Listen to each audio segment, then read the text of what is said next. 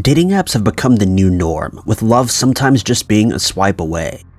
Apps like Tinder, OkCupid, and Bumble make it easier than ever to find people in your area. Sadly, predators can also be lying in wait behind a seemingly normal profile, ready to strike on their next victim. Here are 5 scary dating app stories. Number 5. Anthony Jackson was a 32-year-old restaurant worker from East Yorkshire. Like many young people, Anthony signed up to a dating app called Plenty of Fish. Plenty of Fish is a dating site with over 90 million registered users worldwide. The site offers an in-depth dating profile for each of its users and pairs people together based on chemistry and personality quizzes and whether the site thinks the two people would click. For Anthony, the site paired him with a bubbly 28-year-old woman who we'll refer to as Liz. The pair chatted online for a few days when she boldly asked Anthony to meet up for a date. Anthony was apprehensive but also bubbling with excitement at the prospect of a date with someone who seemed so genuine. In his own words, Anthony told Sun reporter Emily Fairbairn that he usually waited a few weeks before meeting up with strangers online, but Liz seemed different. She seemed genuine, so Anthony took the plunge and said yes to a date. The pair met up in a pub where they flirted over a few beers and got to know each other better. At some point in the evening, Liz suggested that the pair move on to a cocktail bar to a more lively atmosphere. She told Anthony that she still had most of her drink left, but didn't like the taste of it. Not one to waste a good drink, Anthony downed the rest of the glass and was ready to get on with his date. It wasn't until about 30 minutes later when Anthony suspected that something was wrong. He'd only had a few drinks, yet felt very out of control of his body and dizzy. His legs went weak at the bar, and the room around him started spinning when suddenly he collapsed and fell to the floor. It wasn't until he came around that he knew he'd been drugged by his date. Around him, strangers were rushing to his aid, but there was no sign of Liz. He frantically searched around the bar and called out for her, thinking that perhaps something bad could have happened to her, but Liz was nowhere to be seen. That's when the reality of the situation hit. He'd been drugged by his date so that she could steal his wallet, and not only were $240 in cash stolen, but also a photograph of his son. Quickly after the date, Liz deleted her profile on Plenty of Fish and never responded to any of Anthony's calls or texts. Sadly, Anthony was too embarrassed and ashamed to report the incident to police, and so far, Liz has never faced punishment for what she did. When meeting someone for a date, you can always meet in a public place, and always tell someone where you're going, as it could save your life. Number 4. Becky Crozier was a single mother of 2 young children from East Yorkshire. While she and Anthony don't know each other, their cases happen in close proximity to each other, and it certainly is very creepy. By Becky's own admission, meeting new people was hard when you have 2 young children to look after and a job to hold down. That's why after Becky's last relationship broke down, she decided to give online dating a go. Dating apps seemed like a perfect way to meet new people from the comfort of her own home. Becky thought she might meet her next boyfriend, however, this was not the case. Becky downloaded the app, Badoo, which can be used for making friends, but most users use the app when looking for romantic ventures. It wasn't long until Becky matched with Steven, whose name has been changed. Steven was 10 years older than Becky, but she wasn't fazed and preferred the attention of an older man.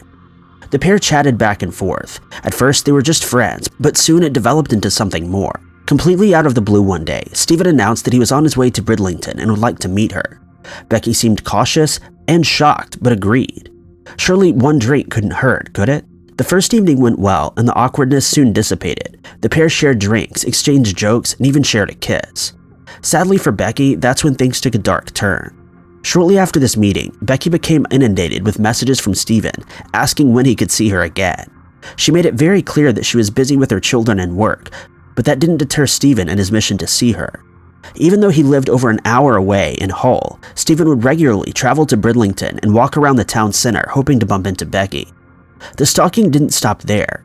Soon Steven was turning up at her workplace, waiting for her to finish so he could see her. When Becky tried to distance herself from Steven, he began sending hundreds of texts, calls, and voicemails. In some of the messages, he would tell her how horrible she was and that she was a, quote, tease. Becky managed to block him on all social media platforms, hoping that he would finally get the message and back off. That wasn't the case, and soon he was reaching out to her friends and family to pass on messages and to try to get her to talk to him. Steven carried on his tirade of harassment by making false dating profiles so he could send her abuse. He was even spotted around town looking for her, leaving Becky too scared to leave her own home. Becky finally got the police involved and Stephen backed off.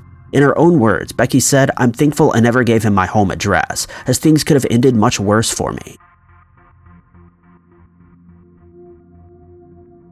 Number 3. In 2018, 33-year-old Jennifer Sinclair matched with 34-year-old Miles McChesney on Tinder.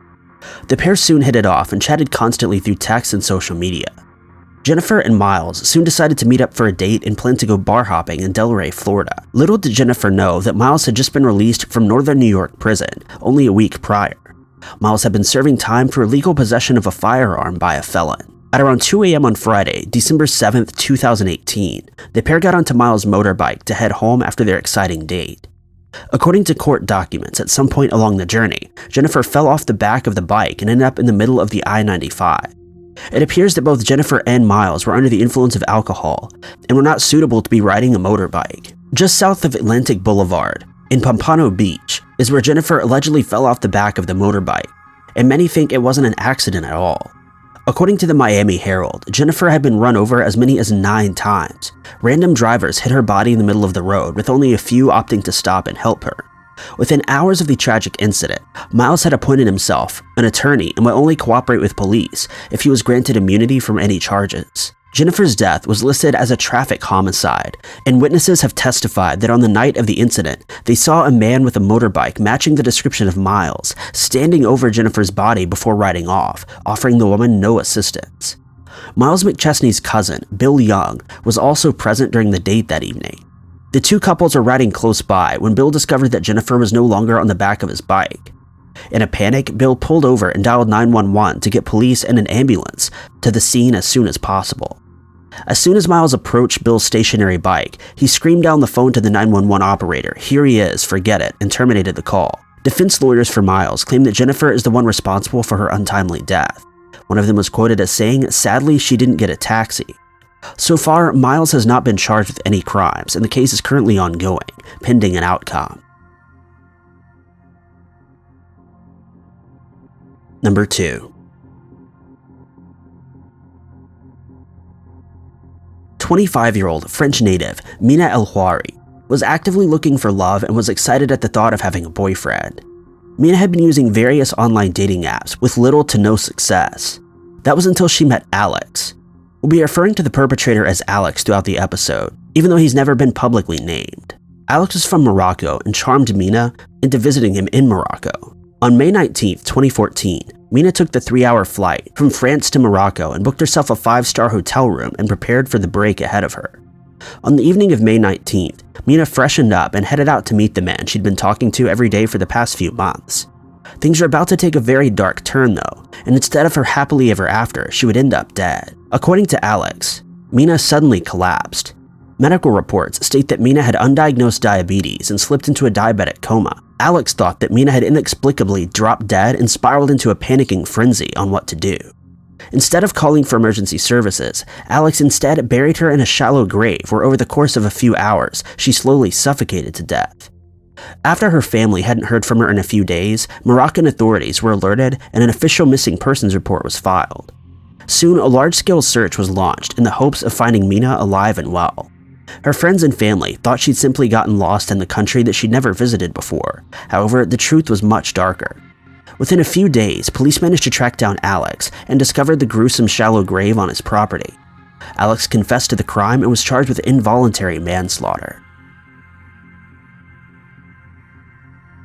Number 1.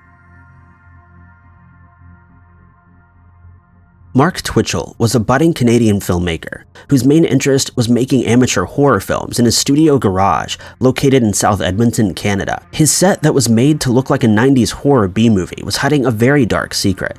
38-year-old Johnny Altinger disappeared mysteriously, telling his friends that he'd met a woman called Jen on plentyoffish.com, and they'd fallen in love and were taking an extended holiday in Costa Rica. This is extremely out of character for Johnny. He'd even emailed his resignation to his boss at a well-paying oil field job. When Johnny never collected his final paycheck, people became very suspicious and immediately suspected that foul play was involved.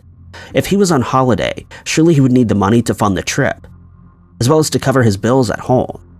Friends decided to take action as the Edmonton police weren't too interested in investigating Johnny's case. In their eyes, Johnny was an adult and was free to come and go as he pleased, and he wasn't considered missing or endangered and hadn't broken any laws.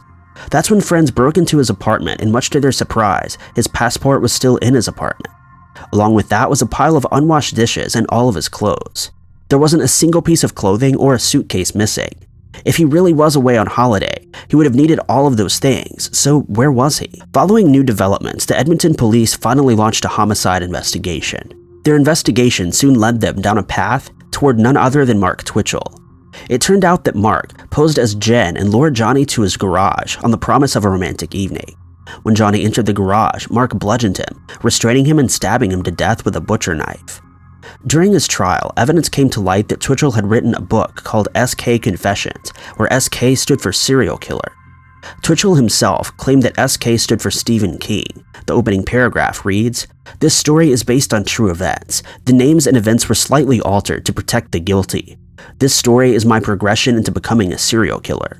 The first part of the book details how the antagonist tried and failed to lure his first victim. This story ties into the testimony of the first potential victim named Giles, who says that like Altinger, he was lured in from plentyoffish.com.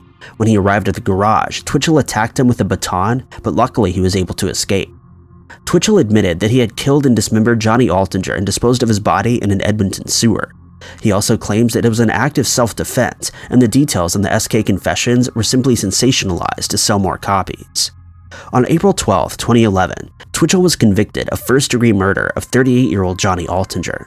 For his crime, he was sentenced to serve life in prison without parole. And in June of that year, the charge of attempted murder against Giles was stayed, meaning that the court can bring this to trial in the future.